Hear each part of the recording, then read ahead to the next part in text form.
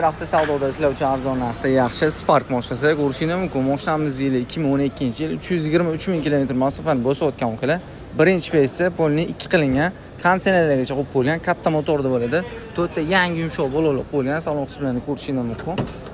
Salonlar ham yaxshi holatda turibdi. Mashinaga yaxshi ko'rlik solingan. Mashinaga ukalar birinchi peysisi bo'ladi, konditsioner qo'yilgan ukalar, konditsionerlar ham ishlab turibdi. Temir gaz bo'lib ustunovka qilingan 75 tl.